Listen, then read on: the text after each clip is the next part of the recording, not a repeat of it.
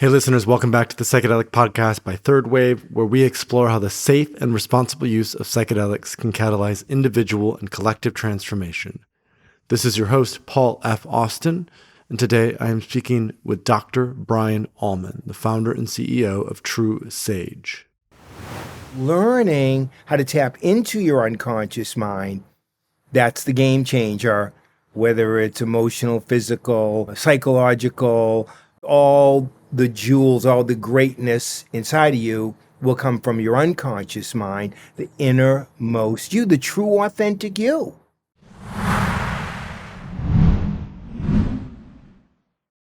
Hey there, listeners, and welcome back to the show. This is Paul F. Austin, founder and CEO at Third Wave, and today we're delving into the profound realm of the unconscious mind and the role it plays in healing the impacts of adverse childhood experiences, also known as ACEs. My guest today, Dr. Brian Alman, is a leading expert in this field. He is the CEO and founder of True Sage, which offers clinically proven stress management solutions for workplace wellness. A passionate facilitator with a Ph.D. in psychology and an author of 14 books, he is one of the world's leading authorities in wellness and personal growth. Using knowledge of the conscious, subconscious, and unconscious, he has contributed to psychology, medicine, education, clinical research, wellness, parenting, business, and sports. He was nicknamed the Doctor of Last Resort at Kaiser Permanente, the world's largest nonprofit healthcare provider. Dr. Alman has helped hundreds of thousands of people with his inventions, books, training workshops, mobile technologies, and online programs. And he focuses on the fields of weight loss, stress reduction, healing, and healthcare. I met Dr. Alman about a year ago in San Diego through a mutual friend. We had the great pleasure of spending an evening together, getting tacos and deeply connecting. And I ran into him at an event several months later and brought up the idea of having him on the podcast. He was super keen for it. So in our conversation together, we explore Dr. Alman's journey, his insights into the unconscious mind, and the far-reaching impacts that ACEs have on individual development. We'll dive into the intersection of psychedelics, the unconscious, and healing, as well as how healing nature can be. But that's not all. Dr. Alman also introduces his groundbreaking new Enlightn app, which offers personalized assessment and treatment for ACEs. This conversation is an invitation to discover your own best answers as we delve into our inherent capacity to heal from the enduring wounds of adverse childhood experiences. However, before we dive in, take a minute to follow the Psychedelic Podcast on your favorite platform or like and subscribe on YouTube. And for more support and resources around all things psychedelic, join our free community platform at community.thethirdwave.co. All right, without further ado, here's my conversation with Dr. Brian Alman. Dr. Alman, or I'll just call you Brian probably from now on. It's great to have you on the show. Thanks for joining us. Thank you, Paul. Thank you for inviting me. I'm excited to be here, and I'm looking forward to sharing what I've been taught by hundreds of thousands of people with all you listeners. So we met probably about a year ago now through a mutual friend. We ended up sharing some tacos in Encinitas together, and I was really just struck by your very balanced approach at healing, the mind when it comes to stress and resilience. And so as a starting point, I would just love for you to set the scene a little bit for our listeners. When people ask you, who is Brian Alman, how would you describe yourself in the sort of current present moment? I would say I practice what I teach. And for me, it's all about finding your own best answers in your unconscious mind, your inner wisdom for your mind, for your body, for your emotions, for your spirit, because the unconscious mind is even smarter than we are. And, we've all heard we only use 15% of our mind. Some people say, well, I know people that probably use 1 or 2% of their mind. And, maybe some people use more, but just think of all that untapped mind. 86 billion neurons, trillions of connections. And if we're only using 15%, when it comes to healing, getting well, whatever it is, physical, emotional, historical, generational, We all have that ability. So that's my purpose. It's my self-practice. It's what I teach others to do. And, all around the world, they come here or I go there. But that really is who I am, is, okay, it's about inner wisdom, but it's about the how-tos. How do you do it? I get it. I need to be wiser. I need to connect with my inner doctor. I get that. But show me how. And that's my favorite part, is, okay, I'm going to show you how. And I want to go into your approach, your protocols, the how, but I'd love to just first start with hearing your perspective on what is the unconscious mind. There's a lot of talk about the conscious, the subconscious, and the unconscious. And I'd love if you could just flesh out a little bit more about, what is the unconscious? What does that even mean to start with? Right. Your unconscious is your deepest self, the inner part of you that's spontaneous, in the moment, present, nothing planned, no special affirmations, nothing cognitive, nothing I'll think positive and I'll be positive. No, the unconscious mind is like the deep parts of the ocean. You cannot even see them.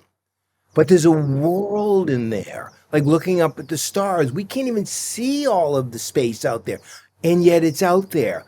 The deep ocean, the stars, the galaxies, we have the same inside of us. That's our unconscious, our deepest inner ocean, our furthest outer sky, stars, planets. Every single one of us has that inside of us. That's our unconscious mind. Undiscovered, because it's always brand new. Different every single time? Yes. That's you. That's your unconscious. Now, just to qualify that, Paul, the conscious mind, we all know, that's the everyday thinking mind. How am I feeling? How are you? Nice to see you. Sort of the social graces and the let's get something to eat. Let's skip the workout. I got to get to work. Oh no, there's traffic. That's the conscious mind.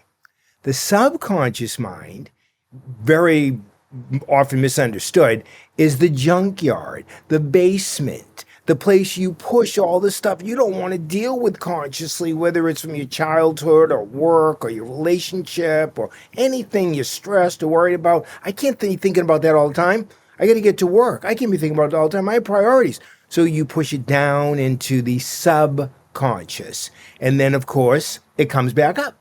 An hour later, 10 minutes later, a few hours later, and you push it back down. And then it comes back up. So the conscious and subconscious are always interacting with each other, in that I can deal with this now, so here I go, says the conscious mind. I can't deal with this now, pushes it down into the basement, the junkyard, the subconscious. So when people in the self-development world, in the health world, and the all the workshops, all the seminars say, get to your subconscious mind to find your best answers. You're going through the junkyard. You're going through all the stuff you've repressed and pushed down and gotten rid of. Maybe, and occasionally it's true, you'll find a coin. You'll find something special. So yes, there are answers there, but it is needle in a haystack. 99% of what you're going to find is, oh God, I don't want to deal with that. I push that down. No. So that goes on every day, years, decades. Almost all people go back and forth between the subconscious and the conscious. And they're even advised to do that because you'll get your answers in your subconscious, they're told, but nobody ever does. It's a fool's errand, But of course, 0.001% of the time you do say like, oh, wow, I got something out of my subconscious. Well, now it's going to take you another 30 years to get something else. Your unconscious mind is always available 24/7, 365 days. It's present right now with every single one of us. It is accessible. It's available to help us.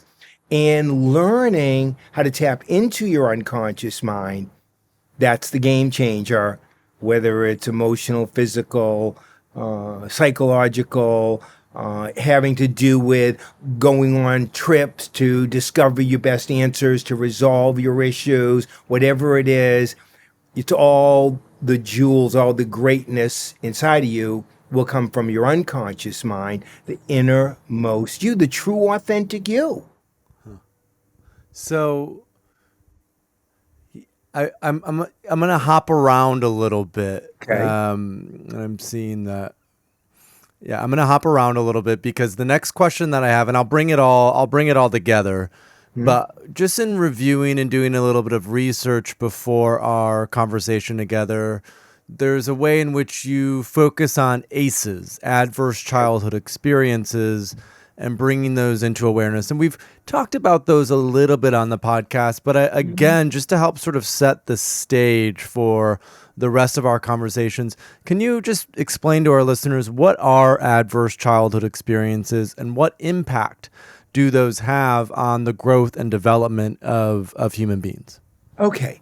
So Dr. Folletti, who's the co-principal investigator of the ACE study, the Adverse Childhood Experiences study, and I have been collaborating since before the ACE study began, all through the ACE study, still to this day, and will in the future. So we've been partnering. He's the MD that did the assessment, and I'm the treatment solution expert and the founder of the ACE treatment solution. So that's my relationship with ACEs, which goes back to before it even started and is still happening. And we collaborate. We're together once or twice a week and have been for decades.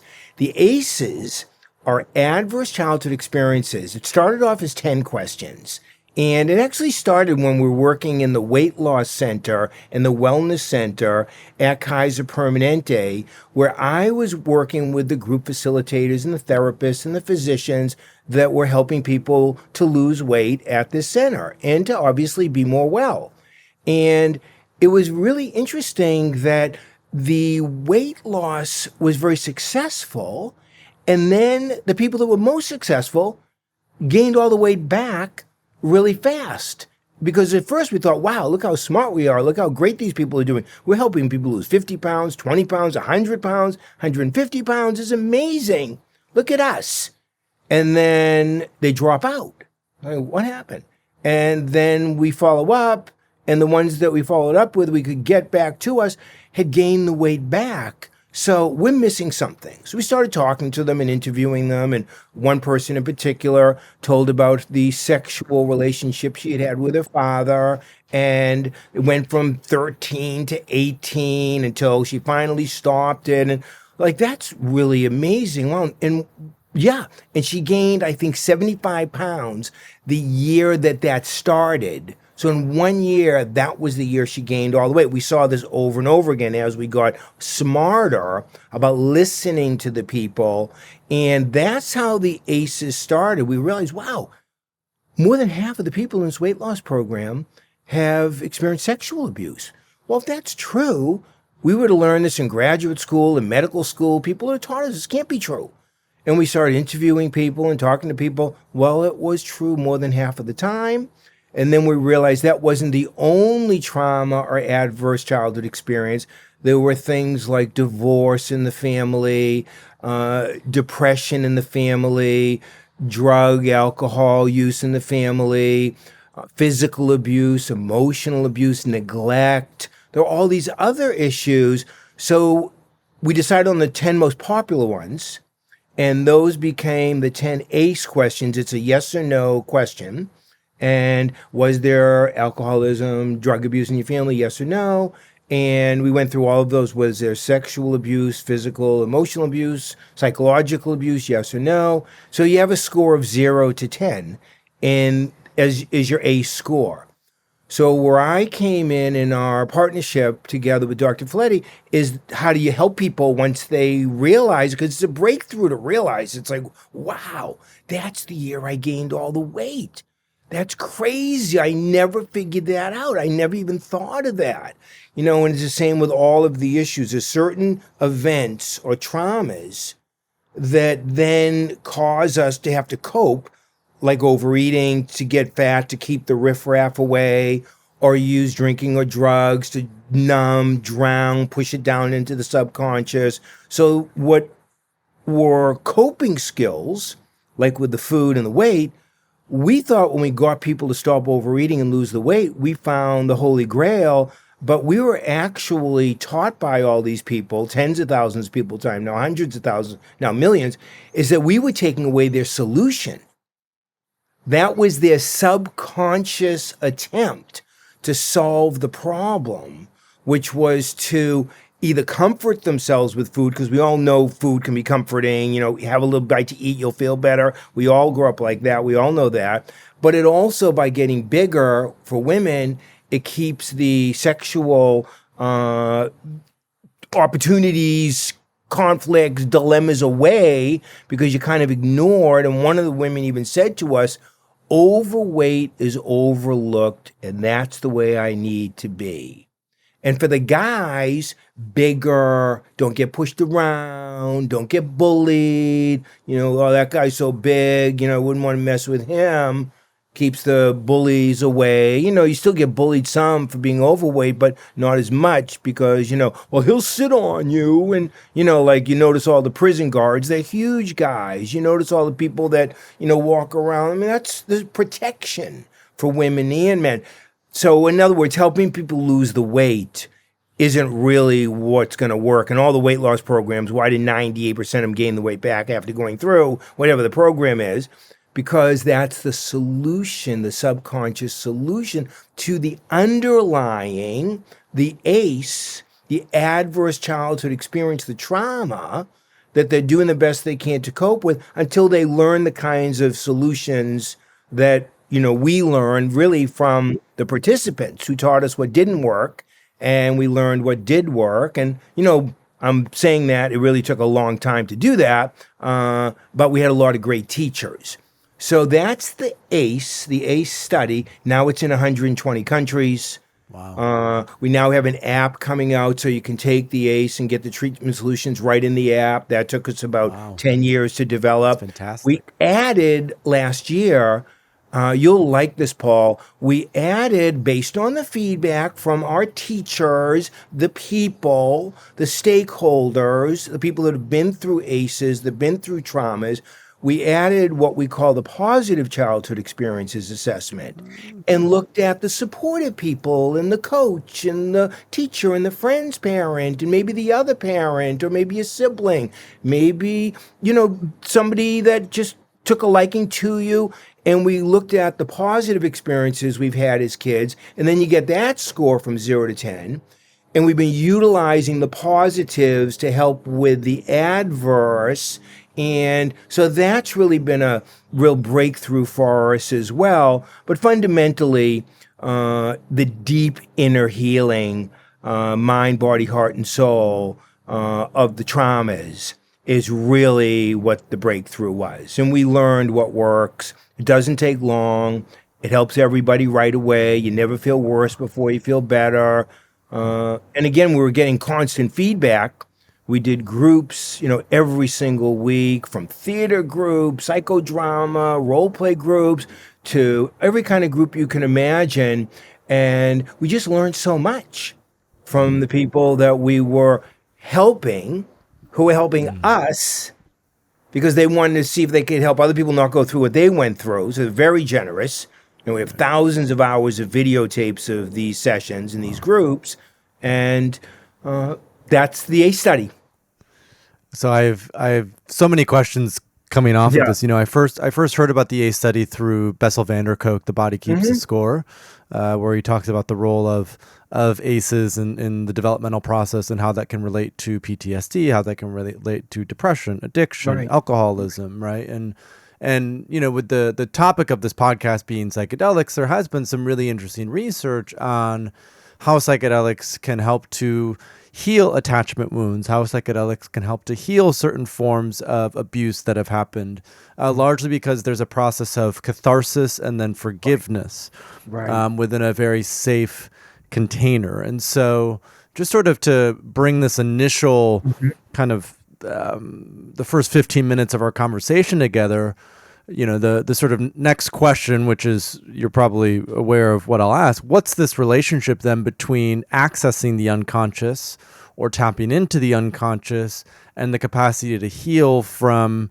adverse childhood experiences? Well, It's very positive, Paul. There's a lot there as long as the person goes through everything that's also going on consciously, because that's their everyday thinking, billions and billions of practiced, well maintained, defensive ways of being in the world. So that's a big part of the healing. It has to be integrated and utilized. Also, the subconscious, the basement, the junkyard, like you said, the catharsis, the forgiveness, that's all the stuff that's in the subconscious. So that really needs to be healed and resolved. And once those two opportunities are taken, then a person can get to what's possible from their unconscious mind to help them with all that. So it's sort of a 1, 2, 3 approach, but it can be 1, 2, 3, 2, 1, 2, 3, 2. There's a lot of interaction inevitably when you're a whole person, you're wholehearted, you're the 100% you. There's constant interaction between your unconscious, your subconscious, and your conscious, because those have lifetime memberships too. So that junkyard, that basement is always going to be with us. Hopefully it's emptied out, so there's a lot more space in there, but you don't get rid of that part of you that thinks you're doing everything wrong and you've done this before and you've tried it before and it didn't work then. So that subconscious, in addition to being the junkyard, is also the inner critic, the inner judge, the never satisfied, the perfectionist, because you've already proven yourself to be untrustworthy. So don't try to trick your subconscious mind, because your subconscious mind is holding all of that trickery. It's holding all of that criticism and judgment and, accountability and, skepticism. It's holding all that. And people try to get rid of the subconscious. They try to get rid of that inner judge, inner critic. That has a lifetime membership. You don't get rid of that. You need to learn to utilize it, be friends with it. Understand, it's like the 14-year-old you. It's the 9-year-old you. It's the 17-year-old you. It's all of those ages. And ultimately, like a tree, Paul, you can't cut down a tree, dig out the bad years, the trauma years, the ACE years, the subconscious development years, and then glue the tree back together. It's not going to work. Okay. So we have to be the whole us, all our years, all our stages, all our rings. And really, for your unconscious mind, you want to be the present ring. You want to be who you are now. But yes, all the prior rings, all the prior ages and stages, all the subconscious development, all the conscious development, it's part of the tree. It's part of who we are. You just want to be able to come from in your daily life, your unconscious, your presence of mind, who you are, right here, right now.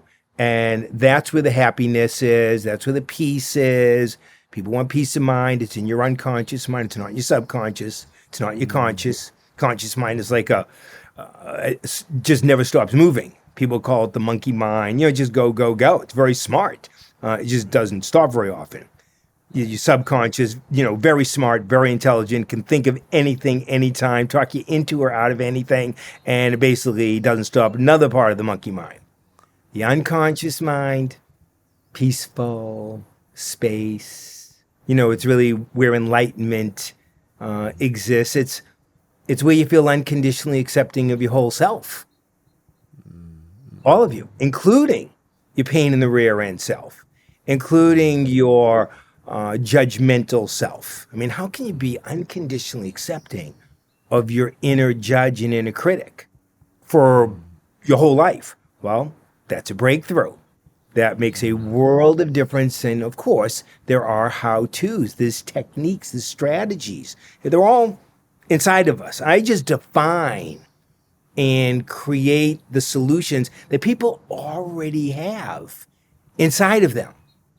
It's not like I'm saying, here it is, you can do this. You already have the capacity. I'm just going to help you orchestrate it like a maestro with no instrument. I'm going to facilitate you finding your answers, getting you to your unconscious to help you. But I don't have any answers for you. I don't have any way of helping you. I'm going to help you help yourself. I'm happy when I have my own best answers for myself, So I'm going to facilitate your unconscious mind, and that's really where the real calm power comes from. And so my natural next question then is, Yeah. You've worked with thousands, if not tens of thousands of clients over the years. You've really been a pioneer in as you already mentioned, in stress resilience, in even defining the impact of adverse childhood experiences and overall health and wellness. Tell us just a little bit about when a client is coming to work with you, what are some of the challenges that they're confronting and facing? We already talked about weight loss as one of them, but I'm sure there are Yeah. others as well. And what is your practice? What is your approach? And what is the role that nature plays in your practice and approach? Right. So people come in because of relationship challenges. They come in because of anxiety. They come in because of pain, emotional, physical, psychological pain. They come in because of ACEs. It's a little bit, Paul, like there's a fire and people think, hey, I have anxiety, I have relationship problems, I'm depressed, I'm drinking too much, I'm not happy at work, I don't feel right in my life, I don't know what to do. And what they want me to do, and what they've been doing for decades or years and doesn't work, is they want me to bring big fans to the fire and blow the smoke away. Blow away the anxiety, blow away the depression, blow away the drug use, blow away the relationship. They want me to blow away the symptoms, the signals, the weight issues.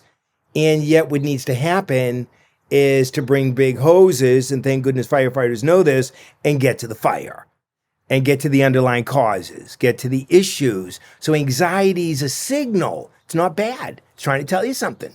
Depression's a signal. It's not bad. It's trying to tell you something. Drug use is a signal. It's not bad. It's trying to tell you something. Being overweight. These are all the smoke. And there's no point bringing big fans to a fire to blow away the smoke. You want to actually get to the origins, the issues themselves. So that's why people come in. I've been doing this work. I've been in therapy. I've been going to people. I've been everywhere. I've tried everything. And I'm still like this. Can you just help me get a breakthrough? Help me help myself. So that's kind of typical. They've tried everything. Kaiser Permanente, where I see what are called high utilizers, they used to call me the doctor of last resort. When nothing else worked, they didn't know what to do, they would send them to Dr. Brian Alman because he's the doctor of last resort. He'll help them. Nothing's worked. They changed it, though, over the years to the doctor of first resort, where they started sending people to me first because they saw, let's not spend all this money and waste all these years and this poor person. Let's get them, because I could help them tap into their own inner doctor. So that's kind of the typical person. The nature part, we all know Mother Nature heals. Whether we take a walk outside or if we do sports, whether, we walk at the water, we body surf, we ski, we run, we play tennis, we play golf, we play football, we play soccer, whatever. Outside feels so good to people to be out in Mother Nature. And so almost all of my sessions at the beach, sessions are typically 8 hours. They can be 4 hours. They can sometimes be 2 hours, especially for the youngins, the young kids. 2 hours is plenty, but they're typically 8 hours or 4 hours at the beach, barefoot in the sand. I have a special spot. I've been using it for decades. So it's deep inner healing, usually 1, 2, or 3 days, all day. Yes. Deeper than people have ever gone, because we want to get as much done as we can, as fast as we can. You've been struggling with this for years. Let's get through this. So my sessions are always at the beach. I have a nice office if it's raining, so we can use that, but primarily 98% of the time, it's at the beach. I record everything, and I've written 14 books, and I have all these videos and things, so people can actually do it if they can't get here, if they're in Tokyo and it's too tough, or they're in London, it's too tough. But those people come here too, whether they're from LA, San Diego, or anywhere in the world, and we go to the beach, And we do this deep inner work. Exactly, Paul, what we've been talking about. Really getting to know their aces, their story, what's going on consciously, what's going on subconsciously. Start to give them techniques to tap into their unconscious, start to give them some ways of finding their own solutions. And so day one is sort of the story and everything. First time anybody's ever told their whole story in an atmosphere where they're completely accepted and Mother Nature accepts all of us. So there's something really beautiful about the beach, the ocean, the waves, occasionally the dolphins, the whales, whatever it is. It's totally private. And that's a big part of the first day, is developing that acceptance set, the compassion response to their whole story. Probably 80% of the time their eyes are closed. But if they just never see the ocean and they love looking at the water, their eyes are open. It's totally up to them. They can do both. We do take little breaks for lunch and bathroom, but we're pretty much going for 8 hours. And a lot happens that day. Yes, like you said earlier, Paul, there is some catharsis. There is some, release and honesty and openness like never before. But it's primarily to get the story and get the acceptance going, because acceptance opens the mind. Judgment closes the mind, and acceptance opens the unconscious, the subconscious, and the conscious. It's really a beautiful approach to be able to develop acceptance of our story. And we haven't changed anything yet. We've just added acceptance. We haven't taken anything away. We haven't stopped anything. We haven't tried to fix anything. We are adding acceptance at a deep level. You can feel it physically, you can feel it viscerally, you can feel it in your face, you can hear it in your breathing. And that's a big part of the first day. And then obviously we've collected all the inventory and data of the aces and the difficulties in that day. And we'll either get to it in the first day, but the second day is all about really finishing with all the unfinished business. Your mother, your father, the perpetrator, the person who hurt you, even the person you hurt, just all of the unfinished business, all of the traumas, all the difficulties, the giving, the receiving, the mistakes. And there's wonderful techniques for this. They're absolutely stunning techniques, practiced, tried and true, with tens of thousands of people.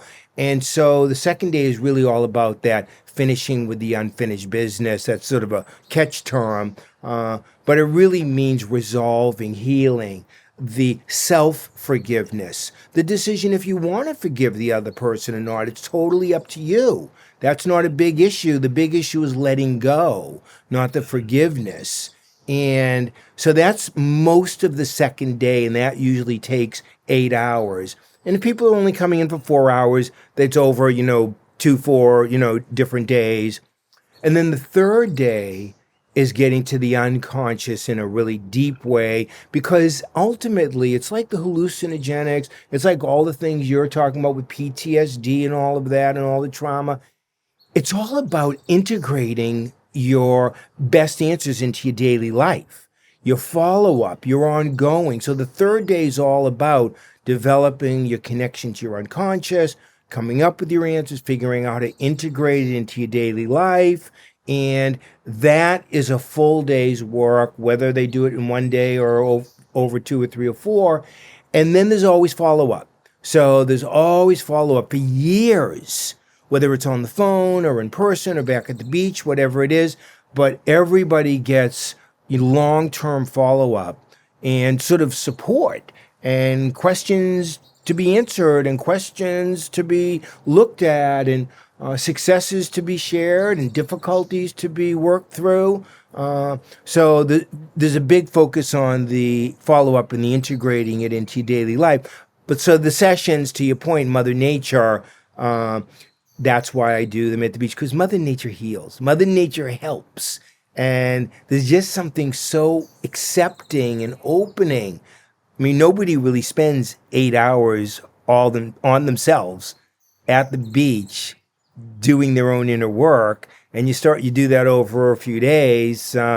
it's life changing. It's unforgettable. It's definitely deeper and stronger than any hallucinogenic experience. It's just so total, and you're so present that yeah, it's amazing what people come up with for themselves. They come up with their own best answers and integrate them for themselves. Yeah. Well, and it reminds me a little bit of Outward Bound, which Yeah. is a program that typically tends to be for younger kids who are maybe Hmm. 14, 15, 16, Hmm. and they'll take them out into the wilderness for a week or 10 days or 14 days. I had a few Right. friends that I knew growing up who, Right. for whatever reason, were headed down not such a great path and went and did Right. Outward Bound, and it totally Right. transformed their perspective on Yeah. their life. And I think there's something about nature that, in a way is our unconscious, Right. that Right. and this reconnection to nature reminds us of the healing power and potential of being feet in the sand, body in the water, surrounded by trees and mountains. There's something Right. that we can't even, it's hard to put into words even of what we Yeah. experience when we're in an environment like that. It's a beautiful association, Paul, of it being a mirror, Mother Nature being a mirror of our unconscious mind. It's so true. Now, add to that the Outward Bound program, add to that the resolutions and healing and inner work and finishing with unfinished business and the unconditional acceptance and the catharsis and the resolving with the difficult situations and people, your aces, to go through all of your aces and all of those events, all those categories while you're outside in Mother Nature. You're talking about the best of both worlds, inside and out, at the exact same time. That's beautiful. So I'm just generally curious, Brian, who have been, let's say, some of your greatest teachers that you've had a chance to directly work with? Because your approach is so unique and Mhm. so long-standing. And I'm just curious, like, whether from a young age or even middle Yeah. to sort of in your years of eldership, who do you find has been most Yeah. influential in your path as a healer and doctor? It's so interesting that you would ask that question at this point in our conversation, Paul, because I have three answers for you. And the first one is, when I was very young, I was fortunate. I grew up in Massachusetts, right outside of Boston, which is a really interesting city and all that. And yet, this little town about 4 miles outside of Boston, a city called Medford, was surrounded by woods and forest, hundreds of miles of woods, old Indian reservations. You could find arrowheads out there. You could find brick, rock walls that the indigenous people had built. So that was my backyard, kind of a small, modest house, but my backyard was all woods. And fortunately for me, I was raised by a mother who was very encouraging to explore and go discover. So I could go out in the woods from morning till dark, every day, any day I Wow. wanted to. And I went by myself. My friends really weren't interested. And I would go out in Mother Nature, my first mentor, my first teacher, and got to know the birds, knew the trees. I could walk all the way to New Hampshire. I could walk to Maine. Of course, I had to walk back, so that was a little bit challenging how far I could really go, but it was endless. And I learned so much from all the seasons out there and all the different birds at the time and what happened to the little streams and the rivers when they were, it was drought or it was rainy. Mother Nature was mentor number one in the woods. And so I'm developing my unconscious mind without knowing it.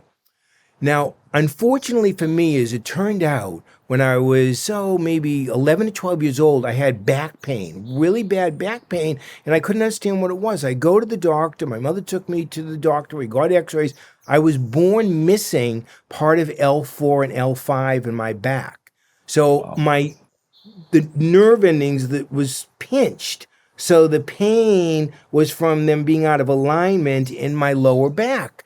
So I did what most people do. I do the physical therapy. They tried the meds. I went to the orthopedic surgeon. They were suggesting surgery, back surgery, with no guarantee you get rid of the pain. We don't really know, but hey, we don't know what else to do. You're in pain all the time. And I just would tough it out, do the best I can. But there were times I couldn't even walk. It was impossible to get up if I was on the ground. It could be excruciating. And when there's pain or back pain knows, it can be a full-time job dealing with your pain.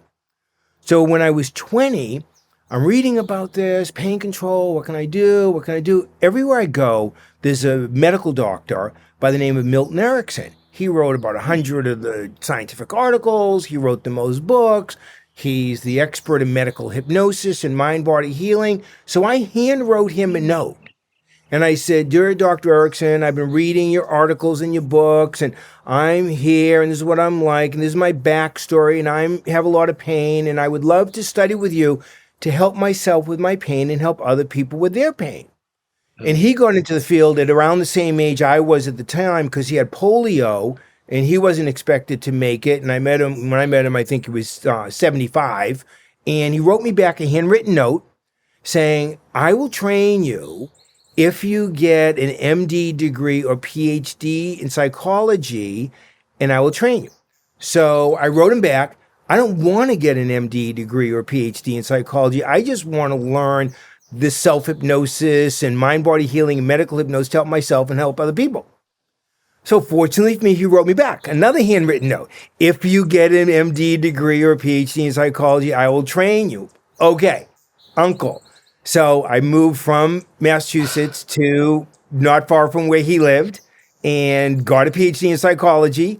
He helped me write my dissertation. He helped me write my first book. He got me my first job at UCSD. And I started off as a patient because of my pain. I then became a student as after a couple of years, it took quite a while for my pain. Like he taught me what he was doing for his pain. And then I became a co-therapist because we started seeing patients together, his patients there. I would bring patients to him. So he was my mentor after Mother Nature in the Woods, Milton Erickson, MD. If anybody wants to look him up, phenomenal teacher. I was so fortunate that I was very young. I was the only one without a degree in the training. Everyone else had PhDs and MDs. I was like the runt of the litter, without a degree. I know everybody was looking down on me. Why is he here? He doesn't even have a degree, all of that. But I know now, years later, he took a liking to me because I was in it for my own pain to help others. He got into it because of his pain to help others. So we had some kind of deep connection there that nobody else had. So I was very fortunate. While I'm studying with him and working with patients with him, I get an opportunity at Kaiser to work with these high utilizers, and that's how I met Dr. Folletti, because this And what was are high before utilizers, Brian? Just because you've mentioned that a couple times, what are high high utilizers? utilizers. Yeah, 20% of Kaiser members use 80% of the services. They go to the doctor once a week. They keep going. Nothing really helps. They have ACEs. We didn't know they were ACEs at the time, but they have traumas from their childhood, which is why they have the stomach aches, the headaches. They're having the cardiovascular problems. They're having the cancers. They're having the autoimmune diseases. We didn't know it was from their traumas. We learned that obviously with all these medical studies years later and all the work we were doing because we kept seeing, wow, there's such correlation here. Now it's all been scientifically proven. So I'm working with these people. He's working on the weight loss and the wellness program. He brings me in. I do the trainings there. We start to interview the patients. Like I told you, Paul, the successful ones who then gain the weight back. We start to discover the sexual abuse, the other abuses, the ACEs, the traumas, pre-ACEs. And we collaborate. I become the treatment solution founder. He's continuing. And, so he is another one of my mentors. He's also, like Milton Erickson, also one of my friends, my colleagues. I, just think the world of Dr. Folletti, and I thought the world of Milton Erickson. Obviously, I think the world of Mother Nature. So my mentors, when you asked, there's, and now it's all the people I work with because I learned something new with every single person that I work with. So now I have, hundreds of thousands of mentors, too many to name. but I'm forever grateful. Right. And so, I mean, and that's a beautiful story to share. And you even started the podcast by saying that you really had walked the walk, that you Yeah. teach what you yourself Mm, have gone through and utilized to heal, which I think is so beautiful. And this is what we emphasize even with a lot of the psychedelic work for people who want to become therapists or psychiatrists who work with psychedelics or coaches, right? You should maybe work with ketamine or MDMA or psilocybin right, yourself before, right. you start to welcome other people into this. And as you mentioned, you've written 14 books, you've helped Mhm, tens of thousands, if not hundreds of thousands of mhm, clients. And so I'm curious, just as sort of the conclusion of this mhm, conversation, it's 2024. mhm. When we spoke about a year ago, you had mentioned some pretty exciting stuff that you're working on in terms of an app that you're Right, rolling out. And I'd just be love right. to hear, like, what are you working on now that you're really excited about and the impact that it could have in the next 3 to 5 to 10 years?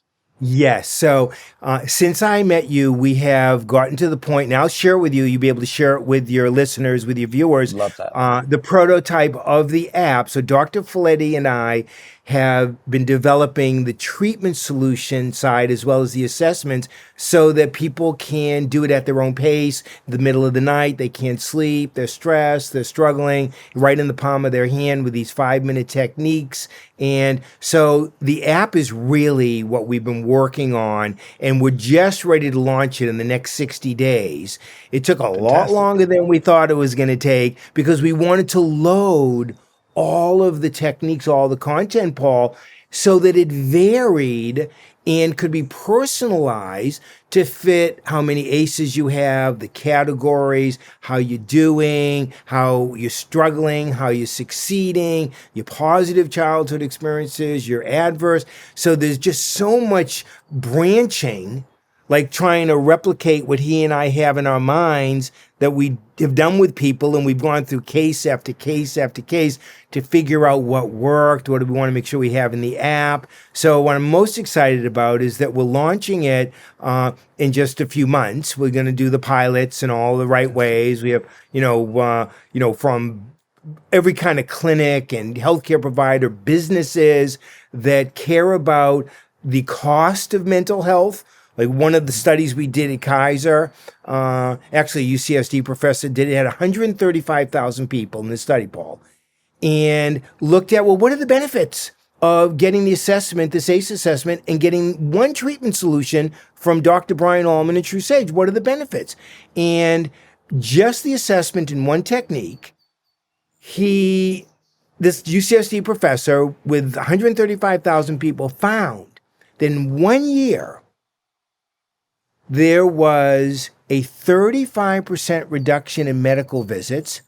There was an Wow. 11% reduction in emergency room visits, saving Kaiser $2 billion dollars Oh my in God. 1 year from utilizing the assessment and one technique, which was remarkable. So that's all in the app now. There, all the assessments, all of the solutions. Obviously, there's more than one. There's thousands, and that's what I'm the most excited about. The app is called Enlightn. Enlightn. The reason it's Enlighten Fantastic. is with all the things we've been talking about, I got invited to India to teach meditators how to go deeper into meditation. So I'm thinking, well, why are they inviting this California doctor, does ACEs and does mind body healing and all these things? Why am I going? I meditate, but I'm not like meditating for 50 or 60, 70 years. And what can I teach them? But I went, I knew I could help them with their underlying blocks to why they're not going deeper into meditation. So that I knew I could do, but I wanted to see if anybody was really enlightened. That was my goal. So I went there for 2 months, ashram to ashram, guru to guru, presented, taught, had a great time, learned a lot, but never met anybody that was really enlightened because, when the lights didn't work or the books were late or the people were too noisy, they still had their own reason. I remember one that was really brilliant, great women, great. One had a toothache. I could tell he wasn't enlightened right away because, oh my God, he's like, oh, okay. So when I came back and I wrote about it and did videos, people said, well, you didn't meet my guru. My guru's like, so I went back. I went back again, and I went to ashram, all of that. And the last place I was at, the last guru, said to me, well, what do you think enlightenment is? And I said, well, it's like transcendental, nothing bothers you, you're always in the present, you're in this great state, no matter what, you're just blissed out all the time. And I could do that for 15 minutes, but I couldn't do it all the time, and I didn't see anyone else that could do it all the time. He said, no, that's not what enlightenment is. And I thought, uh-oh, 2 trips to India, months of traveling, all this teaching, uh-oh, what's coming now? And he said to me, enlightenment is unconditional acceptance of yourself. And I thought, and I said, well, I've been teaching that for years, people how to be unconditionally accepting of themselves. He said, well, you've been teaching people how to get to enlightenment. I thought, wow. So I talked to Dr. Ph.D, I talked to this software team, I talked to the app people, I said, the app is going to be called Enlightn, not enlightenment, because we don't want people to think we're going to get them to be enlightenment. They'll be thinking what I was thinking it was. Let's just call it Enlightn, because the whole app, the whole ACEs, the whole positive childhood, everything we do, it's about helping people, facilitating people, developing their unconditional self-acceptance, and that's enlightenment. So the app is called, sort of ACEs, True Sage, Dr. Ph.D, Dr. Alman, but it's called Enlightn for that reason, Paul. You got the naming down pat. Yeah, right? I have to admit, these are beautiful sort of ways to amplify what it is that you do, and even just landing on this note, because we're about to wrap up, is it's a beautiful bow on the sort of present and gift that you've given us today with everything that you've shared. So I'm super appreciative of the opportunity to have met you a year ago, to sit down and have this nearly hour-long conversation. If folks want to learn more about your work, Dr. Brian Alman, ALMAN.com. Enlightn is the app. Anything else you'd like to point folks to before we wrap up today? Yeah, well, it's interesting. Talk about the names, Paul. We have enlightn.me. So it's Enlighten Me, right? Okay. And True Sage is where we're really doing a lot of the work, Dr. Ph.D and I. That's the word true, TrueSage, truesage.com. That's a very good place to go. Of course, I'm on the LinkedIn, Facebook, Instagram, Twitter, TikTok. I love social media. I love sharing what I'm learning. But I just want to turn it back to you. The reason that I said yes to the podcast and the reason we've stayed connected is when you and I met, I had a very positive experience with you. I could feel your openness, your integrity, your passion about what you were doing. So I really felt like I had a wholehearted connection with you being a wholehearted person. And that was very touching. And that's what's really sustained our connection and staying in touch, is that positive vibe, that positive connection with you right from the very beginning, Paul. Thank you, Brian. So thank you. And that feeling is, and we had a chance to reconnect at an event through our mutual friend Pablo a few months ago. And I was like, Brian, I think I tapped you on the shoulder. I was like, we met some time ago. I was like, Paul, numbers. Yeah. And we're both in San Diego. So it was really an honor to do this. I'm actually going over to John Zanowski's, the mutual friend we met with right after this conversation to hang out with him. So I would love to see you again. And again, I just appreciate you spending some time with us today. And I know you got to get going. So it was really an honor. And just thank you so much, Brian. Thank you, Paul. Great to be with you. I look forward to connecting again soon. Thanks so much for watching, and don't forget to subscribe to our YouTube channel. The psychedelic space is evolving every day, and we have a ton of amazing content that's coming out, and subscribing is the best way to keep up to date with all of that great content.